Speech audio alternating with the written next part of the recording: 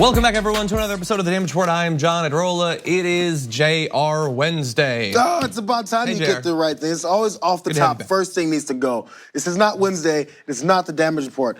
It is Jayar Wednesday, and this happens to be The Damage Report. It also happens to be 10 o'clock on in Los Angeles. It is. All these things are secondary information. I suppose. Now, primary information would be what we're gonna be talking about on the show today, because there's a lot. In just a little bit, we're gonna give you a couple updates on sort of the future over the next couple of weeks of our wait to see the actual Mueller report, because people seem to have forgotten that no one has seen it so far other than Barr and possibly some people in the DOJ. Then we're gonna move on. We've got Adrienne Lawrence gonna be joining us to break down the developments yesterday in the Jussie Smollett case. We've got the NRA's strategy on fighting back against people who don't want kids to be massacred. We've got the worst instance of, I would say, aggressive, like shoving people's economic privilege in your face from CNBC that I can remember in recent history. It was one of the most offensive tweets I've ever seen in my life. We'll break that down. Maybe I'm exaggerating, we'll see. We've got the author of Dying of Whiteness, that's Jonathan Metzl, is gonna be joining us to talk about how racial resentment leads white Americans to support policies that are literally killing them. And then in the E-block, maybe my favorite congressional, not testimony, but I guess short speech from a politician coming from AOC on the Green New Deal.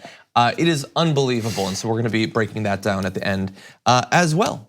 So buckle up, Jayar. Oh, I'm ready. And you, dear viewers. Okay, let's jump into it. Donald Trump, very happy about the Barr summary of the Mueller report. Obviously, we don't have the Mueller report, we don't know what's in it, but we do have William Barr's sort of selections, his interpretation of what's in it. And Donald Trump loving it so far. Here is what he said when asked about the review. Mueller report said, pointing to the Barr letter. The Mueller report was great. It could not have been better. It said no obstruction, no collusion. It could not have been better. The administration is making very clear that you think the Affordable Care Act is invalid and should be struck down. What is your message to Americans? Let me just tell you exactly what my message is.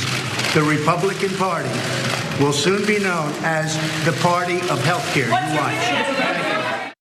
Or if not that, at least the party of taking away our health care, because he said that on the same day that they announced that they want to take away health insurance from 30 million Americans. So sort of important. We broke that down on yesterday's show. Go back and watch that.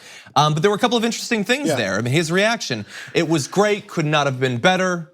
Bear in mind, of course, that ABC has reported that as of when he said that, neither Trump nor his attorneys had even been briefed on it, let alone actually looked at the report. The president's comments pertain to a summary of the report written by his handpicked Attorney General, Bill Barr. I'm gonna venture to say that he didn't even read the summary by Bill Barr. I don't think he read the full summary. There was a little bit of the summary I didn't even read necessarily, skimmed bits. I have a feeling he didn't read any of it. And so, look, very happy, couldn't have been better, complete exoneration, even though even the summary by William Barr specifically says does not exonerate him. I believe that statement is more pertaining to obstruction of justice, but it specifically says does not exonerate. But that hasn't stopped everyone from saying it exonerates him, because you know what? It's more fun, it's more dramatic. Everything's changing so fast, even though some things are not necessarily changing. And so he's very happy. Very happy. Yeah. Interesting though, sources behind the scenes say that when he was initially briefed on this, not so happy necessarily. So a source who was with Trump at Mar-a-Lago over the weekend told Axios' Elena Treen that Trump was, quote, initially frustrated with Barr over the line saying the president hadn't been exonerated on obstruction of justice. The media chyrons and outlets all jumped on that as a sign of more to come, the case not being tied up with a bow, which is why he's pushing the, quote, complete and total exoneration line. His initial reaction was angry over the coverage that line got. So, as is so often the case, it is just projection. So he's pissed off that it says he's not totally exonerated, so he is going out saying he's totally exonerated, because up is down, left is right, all of that. But that's always worked for him in the past. As you know, first he was mad at Jeff Sessions for recusing himself and not doing what his attorney generals are supposed to do. He's got William Barr as the head of the department, right? So he didn't completely toe the line either. He needs him to absolutely come forward and set the stage, which he's done enough for him already, by the way, and just in the way that he's handled it so far. But he needs 100%, not 99%, because there's still something he's worried about, still within whatever else is going on. I still need that to get my point across. So the thing is, it doesn't really need that. for someone who didn't read even the summary, he knows that the majority of his followers also aren't going to read it, aren't going to pay attention to anything except for what he tells them to pay attention to. That's how he operates. So he was frustrated that he didn't have any help. But then he remembered. He goes, wait a second. I can just say whatever and they'll believe me then. Let me get out there and do what I needed Barr to do. And he's doing that now. And I think it's working to an extent, because the thing that frustrates me a lot about this is people aren't worried about what was in or out of the report or what the findings were. It's just more about people, and this is on all parts of the argument, from progressives to libs to pseudo-progressives to conservatives, is I was right. This has become about each individual person's assessment about what they said before and what they think and how right they are. Not about whether or not the Trump campaign had anything to do with Russia and conspiracy or any kind of agenda he's followed since. It's about, I'm right. It's about me. Apologize to me. Commentary is 90% ego. And that is why I'm very confident saying I have never been right. Except on climate change. I think I'm pretty much right on that. Other than that, always wrong. But watch anyway, because it's fun. Yeah, I agree. And look, what I think buttresses your argument is, again, almost no one has actually seen the report. Now, it's entirely possible that Barr's summary is 100% reflective of what's actually in the report. That in his 4 pages, only 98 words of which actually come from the Mueller report, that it is an actual accurate reflection, and that we will learn nothing new that will actually change our conclusions. That's 100% true. I personally think the idea that Barr directly lied and contradicted the actual spirit of the report, that seems unlikely. I don't think that that's probably gonna be the case. But I'm not stupid, and I'm not gonna pretend that William Barr wasn't expressly chosen to do what Jeff Sessions wouldn't do and protect Donald Trump, not necessarily from being impeached, but from consequences and stuff getting out. And there's reason to believe that that's gonna happen. I mean, William Barr looked at Mueller saying, we're not gonna make a determination on obstruction of justice or not, and Barr says no obstruction. Well, Barr wrote a 19-page letter, 5 times longer last year, saying that Trump had not committed obstruction of justice. This is before he had access to anything in the Mueller report. So before he knew any of the facts, he had already made the determination that there could not be obstruction of justice in this case. So, I mean, look, it might be that Trump didn't obstruct justice, but I'm not gonna pretend that Barr saying it is some I think he looked at the evidence and I think he weighed things and then he just came down in a way that benefited Donald Trump, the guy who just chose him for the position. And if you go back to my point about how people need to make sure that they're right, if you go back to, again, his 19-page thing where he said before and he didn't actually have any evidence or even a report in front of him, he can't be wrong. We're in an atmosphere where you can't be wrong. You can't change what you said before because now you're a hypocrite, you're a rhino, or whatever else they want to call you. So now you have to stay consistent despite whatever it is that's in front of you. And by the way, anyone who can't admit when they're wrong and claims that they're always right, they're liars, don't follow them. Anyway, important future information though. So where do we go from here? When are we actually going to get access to the sum total of all that was found in the 700 days of the Mueller investigation? Well, Senator Lindsey Graham of South Carolina said Tuesday that Attorney General William Barr told him he would send the special counsel Robert Mueller's final report on the Russia investigation to the White House before the public sees it, in case it wants to claim executive privilege over any parts. Graham, who chairs the Senate Judiciary Committee, also said Barr told him it would take weeks, not months, to make a version of Mueller's final report public. So 2 important pieces of information there. 1, hypothetically, within weeks, we will have access to something like the Mueller report. So if you're curious, as few people seem to still be, what's actually in the report, then in a few weeks we might know. But Trump is gonna get access to it first. And if he wants to redact portions, if he wants to change portions, he can do that, and he'll have time to do that. And they won't bring that up. They won't say it publicly. The way they're saying, you know what's found, no collusion, no obstruction. They'll say that for the next few weeks, not months. They'll say it every day, so that's drilled in your head. So no matter what comes out after, whatever else is redacted and then somewhat halfway given to the public, you still remember the original thing they said. It's all about conditioning your brain to hear what they wanted to hear. And by the way, we've known that this is coming. So Trump's lead defense lawyer, Rudy Giuliani, told Business Insider last year that Trump's team would want a chance to review the Mueller report before it's made public to correct any inaccuracies. And Rudy Giuliani specifically said, as a matter of fairness, they should show it to you so we can correct it if they're wrong. They're not God after all. They could be wrong. So that's not even like factual inaccuracies. That's wrong. So say someone who's against this whole thing, because the people that have come out and said, okay, Mueller found out, and we're all gung-ho on it.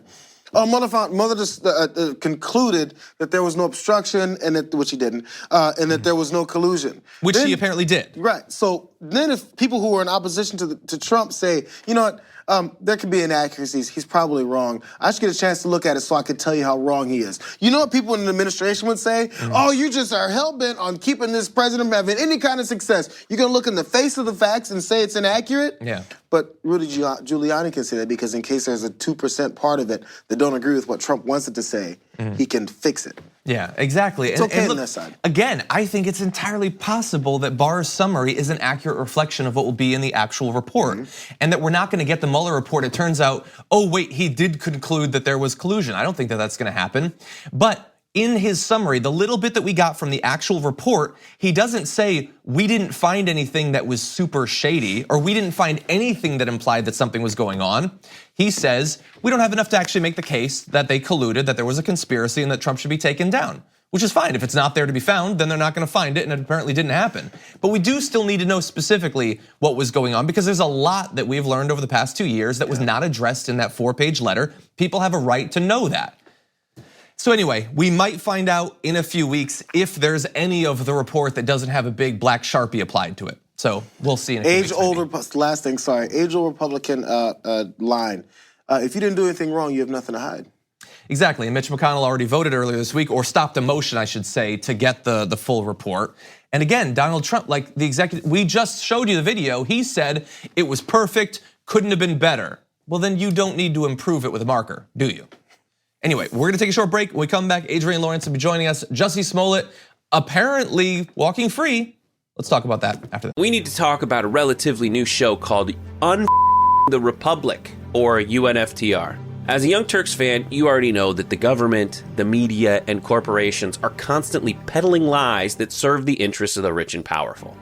But now there's a podcast dedicated to unraveling those lies, debunking the conventional wisdom. In each episode of the Republic, or UNFTR, the host delves into a different historical episode or topic that's generally misunderstood or purposely obfuscated by the so-called powers that be, featuring in-depth research, razor-sharp commentary, and just the right amount of vulgarity. The UNFTR podcast takes a sledgehammer to what you thought you knew about some of the nation's most sacred historical cows. But don't just take my word for it. The New York Times described UNFTR as consistently compelling and educational, aiming to challenge conventional wisdom and upend the historical narratives that were taught in school. For as the great philosopher Yoda once put it, you must unlearn what you have learned. And that's true whether you're in Jedi training or you're uprooting and exposing all the propaganda and disinformation you've been fed over the course of your lifetime. So search for UNFTR in your podcast app today and get ready to get informed, angered, and entertained all at the same time.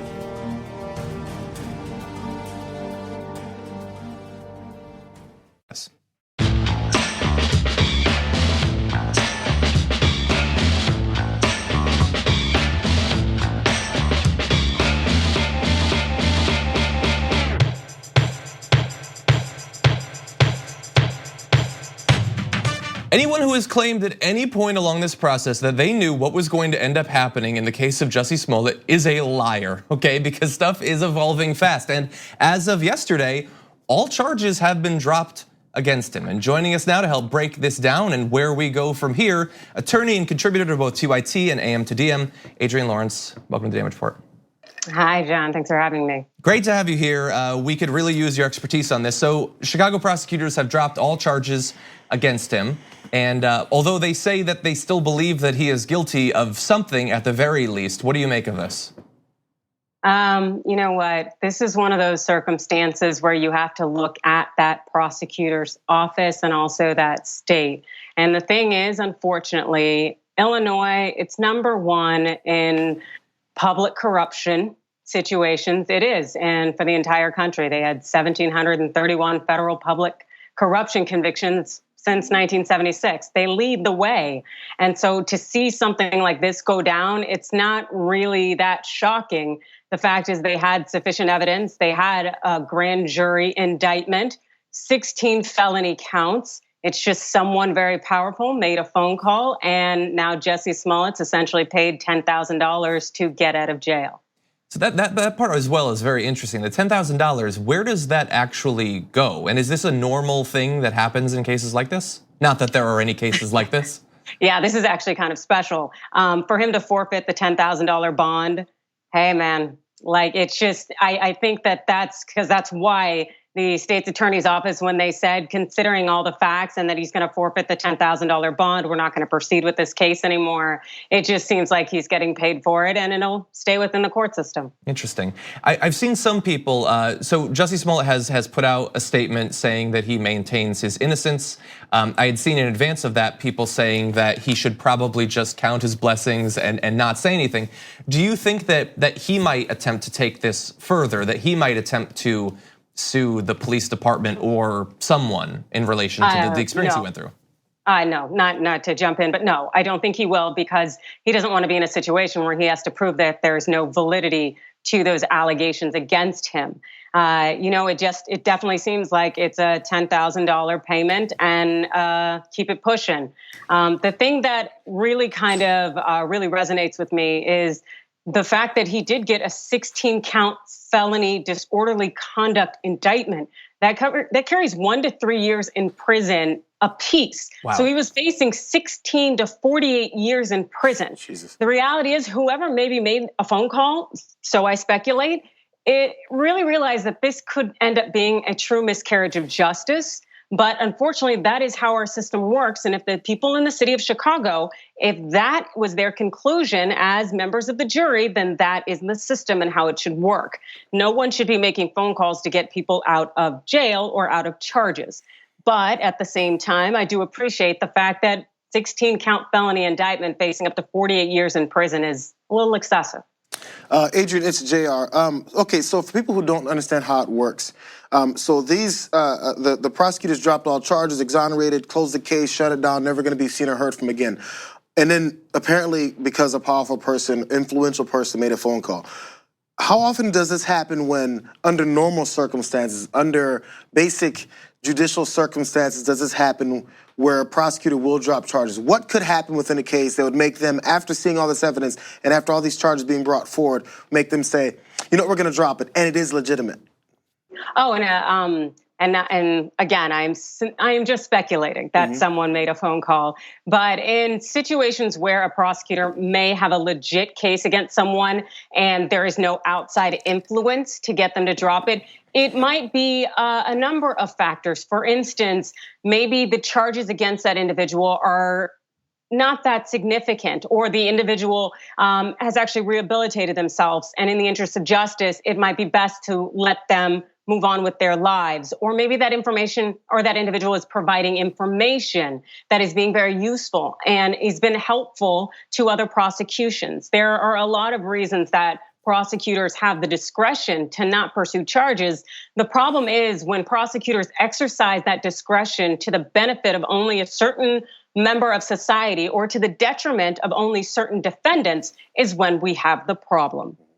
Yeah, I'd also like to get your reaction to a couple of the reactions to the news of yesterday. There are a lot of people who reacted very strongly to finding out that there would not be any pursuit of charges or jail time or anything like that.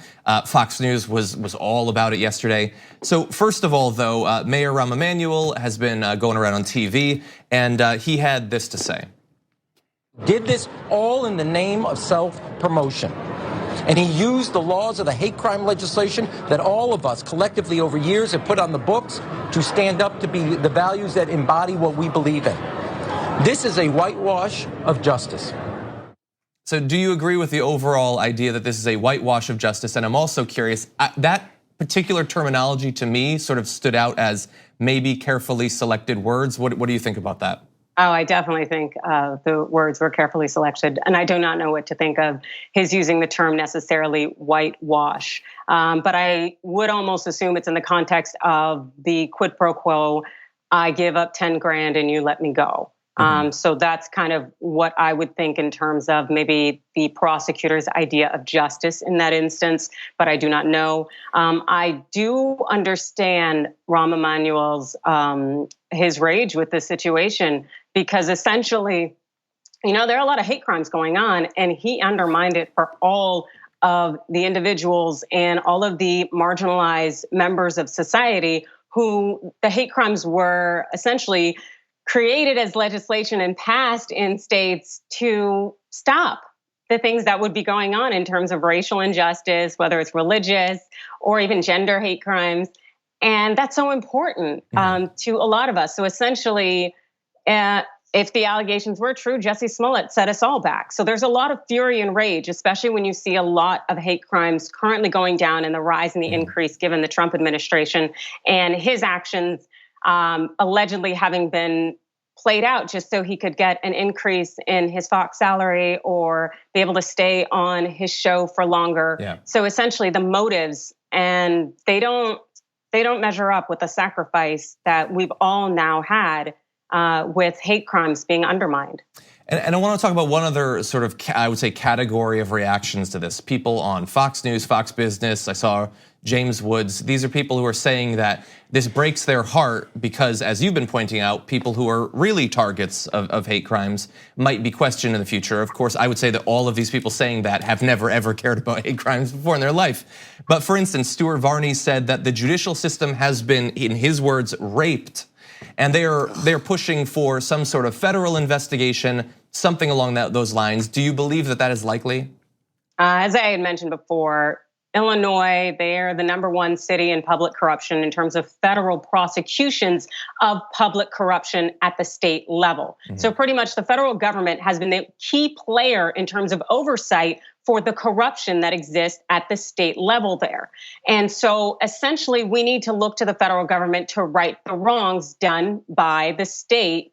And hey, there's a situation here where the FBI is not willing to comment on the investigation for Jussie Smollett when it comes to him mailing himself a allegedly forged hate crime letter. And the situation with the federal government would mean federal mail fraud, and that comes with up to 20 years of prison, up to $250,000.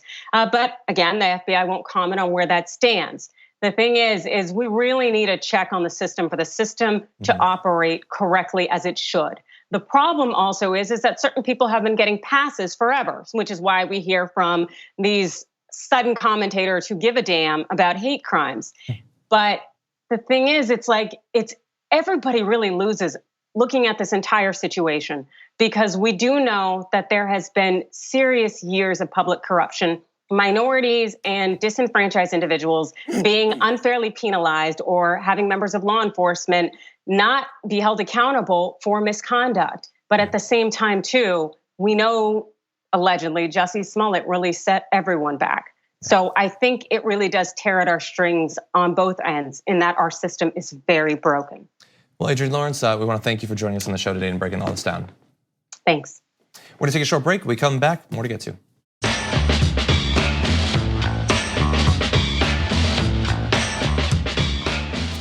So yesterday I was on Twitter and I got mad, which is true every day, but I got mad for a very specific reason. It was, I saw this tweet by CNBC, let's bring this up, where they show, here's a budget breakdown of a couple that makes $500,000 a year and still feels average.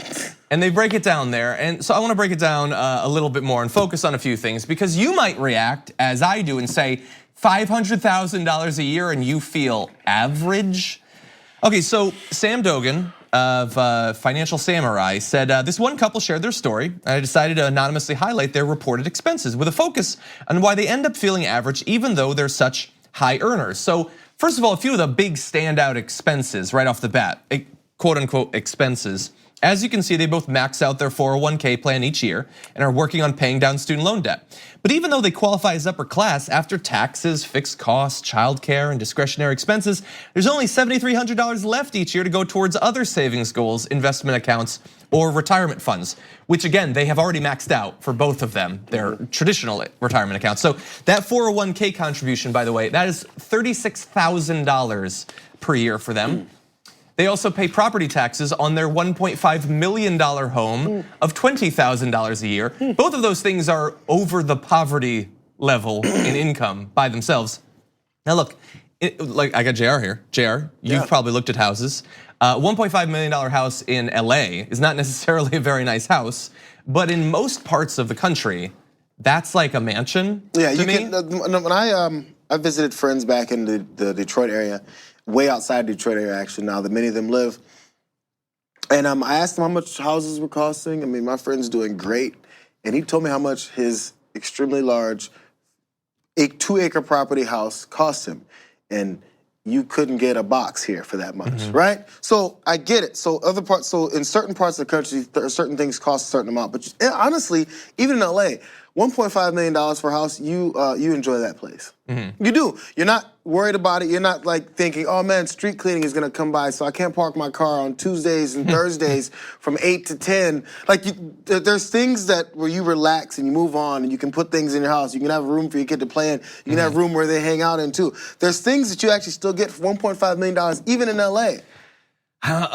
Yes, I think in general. No, you're not living in a mansion, no, but you're living comfortably. I have seen houses on my street, which is 2 blocks from the highway and 2 blocks from projects, for over $1 million, and they are obviously houses that would have to be demolished and be rebuilt, just because it's land in LA.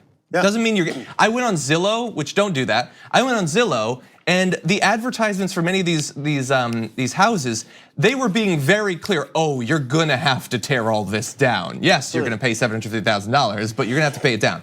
So okay, so that's the housing. Let's talk about other things though. So 3 vacations a year, $18,000. I understand you're gonna think that I'm lying. I don't think me and my family took a vacation of any amount in the first 16 years of my life. No one in my family has ever been on a $6,000 vacation, and they wanna take them 3 times a year and feel average. $6,000 can take you anywhere. You will see, let's see. You will go on a tour across China, you will go throughout the South Seas, and you will visit all of the greatest cities of Europe in 1 year, and you'll feel average. And then you'll feel average the next year when you do it in 3 other places, and average the next year when you do it in 3 other places. What are you talking about? The headline was obviously incorrect with the CNBC studying this. Their point was to say, this is a case study in not understanding your perspective, or not seeing anything past your own point of view. So you're thinking this is average. Again, this is a very similar story. The first time I was on an airplane, I was flying to go visit college, because I had already accepted without going to visit, because I couldn't go visit. So I was like, man, this is nice. Wonder what this is like, going to college. So, so taking your kids on flights all over the world and doing this average, it's not average. Yeah, it's not average at all. And I just want to run really fast through these, because again, I want people to understand, the CNBC wrote this. This is not parody, this isn't The Onion. This is the perspective that not just his family is coming from. And again, I'm not trying to demonize the family, I'm trying to demonize our entire country. That they just think that this is totally normal. So car payment, $9,600 a year. That's to have a BMW 5 Series and a Toyota Land Cruiser. I got news for you. If you have a BMW anything, you're not average, okay? Let alone a new 5 Series. Children's lessons, sports, piano, violin, academics, $12,000 a year. That's $1,000 a month for lessons. And as people have pointed out, the kids probably are pretty young if you are paying, it was $42,000 a year in child care. That's a lot of money. Implies that these are kids who are having around the clock help. Charity, Feed the Children, college alumni, $18,000. So I'm glad that you included Feed the Children, because I'm pretty sure college alumni means that you're giving money to your school. So that is sort of charity, I guess, but you're giving a on the line of poverty amount of money every year in charity, and then saying, I don't know where it goes. Where would you want it to go after that? You've already given $18,000 in charity. Miscellaneous, because something always comes up, $10,000. What is coming up? A new business idea? A boat? Did a boat come up? A new Harley, it just came up my driveway. $10,000, and what's left after all of that? $7.3 thousand after maxing out your 401k, going on 3 trips around the world, having a super nice house, a super nice car, giving a ton of money to charity, your kids know kung fu, $7.3 thousand. I feel average. Scraping the bottom of the barrel. What are we gonna do with this $7.3 thousand? I don't know, honey. Guess we'll just throw it on the pile. Yeah, what was the percentage of American families that would be wiped out financially by a $450 surprise thing? You know how many you can do of that in $7.3 thousand? You got a calculator, it's not hard to calculate. This is not average, man. And God, some people, including in media, CNBC's media, 100% out of touch. Yeah, I mean, straight up. And you know, and no one is. This is. I'm sorry. This is where the narrative will go wrong. They're saying everyone's so mad at someone who makes any money. No, we're only upset when you keep talking about how woe is me. I only have all of these things. Yeah. I have an idea. Shut up. Yeah, and by the way, in CNBC, when they're not doing profiles of families like this, they're advocating for lower taxes on families like this. Yeah. Now, yeah, sure, that would help out their family. Instead of $7.3 thousand in feeling average, they'll have $25,000 in feeling average, but it doesn't fix the problems of the country. Okay, we are gonna take a break. We come back, author Jonathan Metzl is gonna be joining us. He wrote the book, Dying of Whiteness, and we're gonna break it down after this.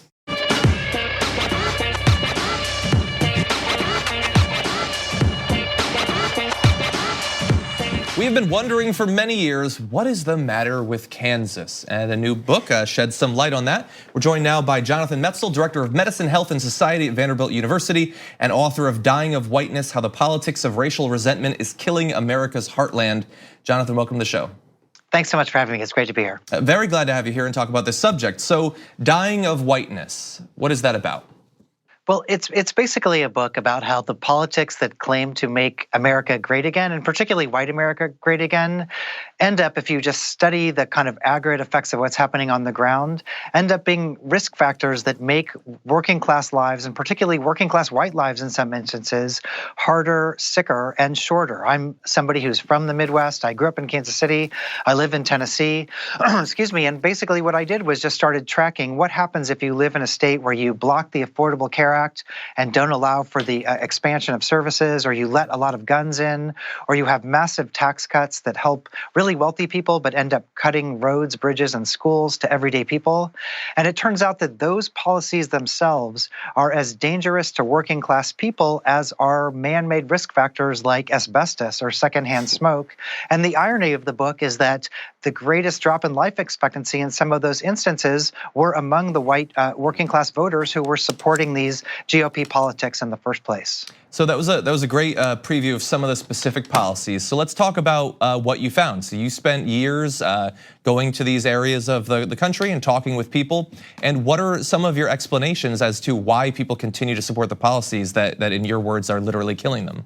Well, a good part of it had to do with underlying anxieties, not just about race or racism, but this idea that basically minorities and immigrants were going to come and take away resources that were due to working class people, very often working class white people. I'll give you one example.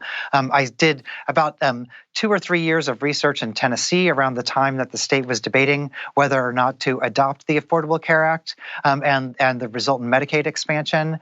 And I did focus groups with people who basically told me that even though they might have benefited, some people I spoke with were incredibly medically ill. And they told me, even though this program might help us, we're going to vote against it in a way or support politicians that do because, and this is a quote, we don't want our tax dollars going to what they said were Mexicans and welfare queens. And so part of it was just this idea of racial resentment. The problem with that logic was when they started, I mean, we're all kind of connected in this world, right? And so the minute they started defunding the healthcare system in the state, in effect, their health suffered as well. And one of the most shocking findings I found in the book was that blocking the expansion in Tennessee ended up costing the average white person in the state about 3 weeks of life expectancy. And so there was this trade-off where basically people were telling me, we don't want those services going to other people other than ourselves, you know, lazy minorities, stereotypes like that. But it ended up boomeranging and hurting them as well.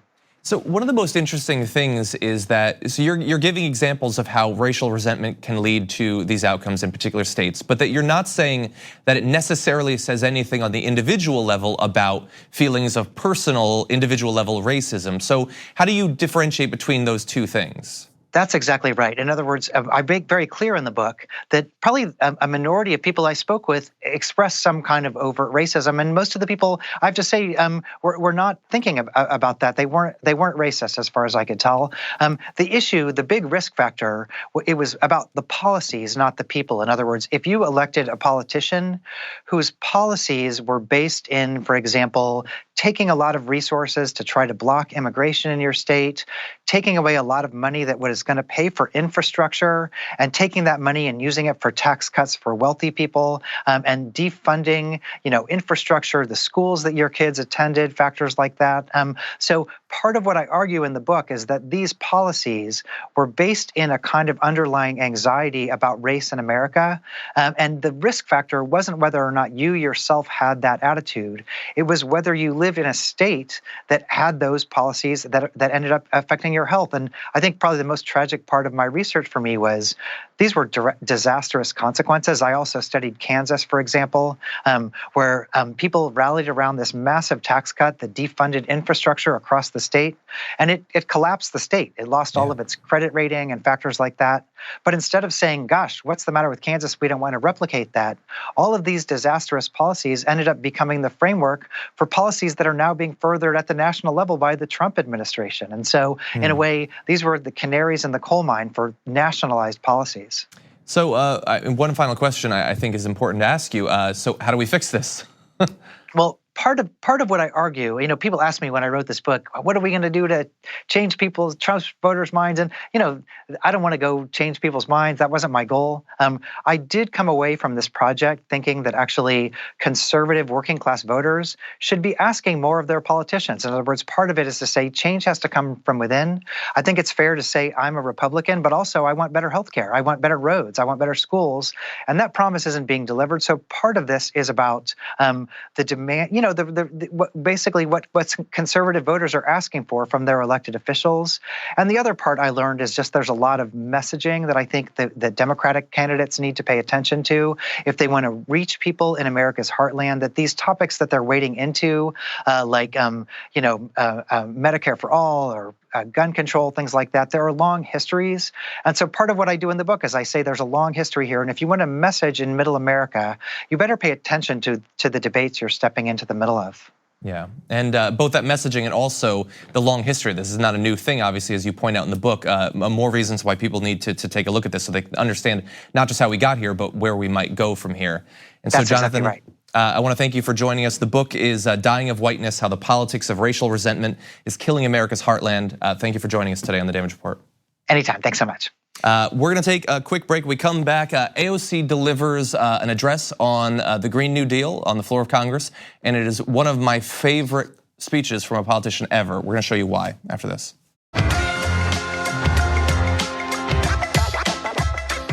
Yesterday in Congress, we had the debate on the Green New Deal, and we got to see two approaches to whether we are going to do something about the single greatest threat facing our civilization and our species. On the one hand, you had Republicans showing photos of Luke Skywalker riding tauntauns and telling you the solution to climate change is to have more babies. And at some point, Ronald Reagan was riding a velociraptor.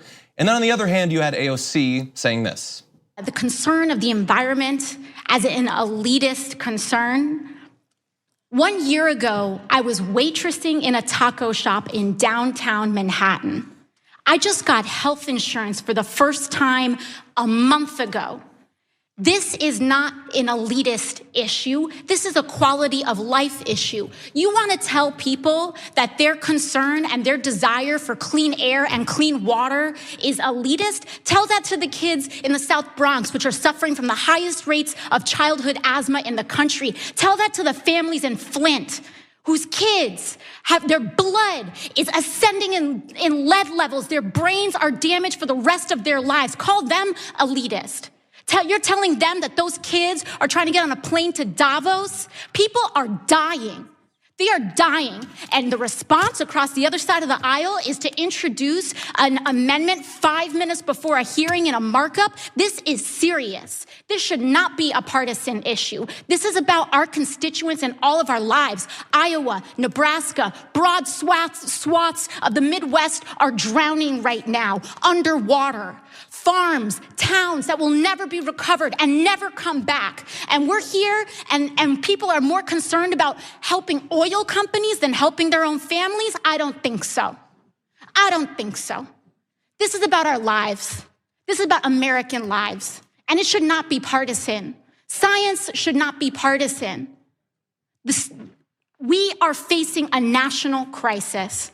And if we do not ascend to that crisis, if we do not ascend to the levels in which we were threatened at the Great Depression, when we were threatened in World War II, if we do not ascend to those levels, if we tell the American public that we are more willing to invest and bail out big banks than we are willing to invest in our farmers and our urban families, then I don't know what we're here doing. I don't know what we're here doing. I mean, look, there's more to it and you should watch all of it. There's another segment where she talks about how people say, oh, how are you gonna pay for this? And she talks about how much we're gonna end up paying, breaks down the cost argument and the fallacies around that so perfectly. I loved everything that she said there, and everything she said there was true. It is still, people still act as if it's just Al Gore flying around. That's who cares about climate change. Talking heads on Fox News, political pundits, conservative politicians, anybody who's been obsessed with AOC for the past few months and mock how stupid she is, young, inexperienced, and head in the clouds that you keep saying that she is. Play that. Yeah. Play her entire thing, and then you break down. Laura Ingraham, on your show, play that and talk about how stupid she is. Mm-hmm. Hey, talk about how she has things prepared for her and other people are feeding her information, Brian Kilmeade. Go on there and talk about how, hey, you know what, someone fed that to her. Someone said that to her, didn't they? Tell me how she read that from a piece of paper. Were those prepared remarks? Nope. From the podium with one of those stupid sticks that look like one of those stupid microphones look like sticks in your pocket? Mm-hmm. Was that prepared and put together as a political statement to try and convince people of something that isn't real? Yeah. Tell me how that's not authentic and how that's not the reality. And you know what? Answer the question. Find out if you're willing to say to those kids that are dying and have different levels of asthma and actually have health problems that you don't care about how they're elitist. Answer the question. They're going to ignore this part, but I guarantee you heard it because you're obsessed with everything else that she says. Yeah, there was no teleprompter there. That was her, authentic, passionate, and informed on the issue. She goes on to say on Twitter, 3,000 Americans died in Hurricane Maria. The Midwest is drowning as we speak. Hundreds of Flint families were pumped with poisoned water, and our water infrastructure is imperiled across the country. GOP thinks this is a joke. They choose to laugh and delay. We choose to lead. And yeah, so they're printing out memes. They're spending your taxpayer dollars to print memes instead of actually addressing these problems, these environmental issues that are not a joke. And they're not a problem for 75 years from now. And we just talked about earlier this week, or might have been last week, air pollution already kills millions of people across the world every single year. That's already. The fires, the flooding, all of that. That is not a problem for someday. It's not for 75 years from now. The 12-year thing that we talk about, that's not when it becomes a problem. That's a sort of window we have to do something about it. It is a problem today. We are flooding today. We are on fire today. So I'm glad that she has the urgency needed. And by the way, look at how she's pitched when she delivers those remarks that have gone wild across the internet because of how passionate and authentic they are. She was described as flipping out by the New York Post. Yeah. And as Mimi Roca says, women flip out, but men have passion, determination, and strength, which is what I see here from AOC. So again, as you were pointing out, the lies and ridiculous characterizations from people like Laura Ingraham, she still has to deal with that, even at her greatest moment. Thank you so much for joining us. Always good to have you here. It wouldn't be Jayar Wednesdays without you. I don't think we're contractually allowed to call it that without you. I know, you know, Wednesdays can't even exist. Nope, we skipped the Thursday. Okay, thank you everybody for watching. We'll be back tomorrow morning.